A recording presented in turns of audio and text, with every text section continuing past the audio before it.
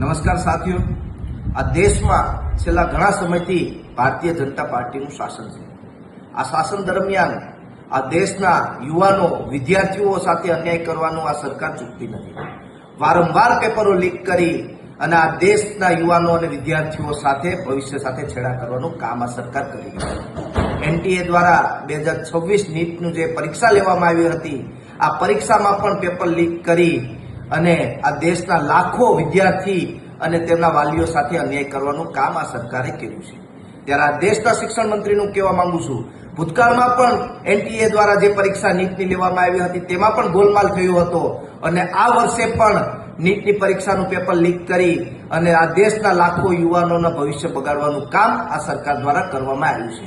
હાલ એનટીએ દ્વારા પરીક્ષા રદ કરી દેવામાં આવી છે, પણ ક્યાં સુધી તમારી ભૂલોના કારણે આ દેશના વિદ્યાર્થીઓ હેરાન થતા રહેશે, આ દેશના વાલીઓ હેરાન થતા રહેશે.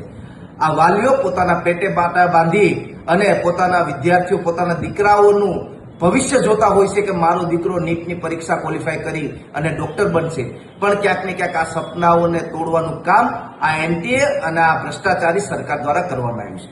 ગુજરાતની વાત કરીશ, ગુજરાતમાં પણ છેલ્લા 7 વર્ષમાં 22 થી વધારે વખત સરકારી ભરતીઓના પેપરો લીક થયા છે.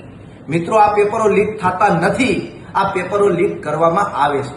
ક્યાંક ને ક્યાંક આ જે પેપરો લીક કરનારા છે એના તાર પણ આ સરકારના લોકો સાથે જોડાયેલા હોય છે અને સરકાર તેમાં કોઈ પગલાં લેતી નથી, એટલે વારંવાર આ લોકો પેપરો લીક કરવાની હિંમતો કરતા હોય છે.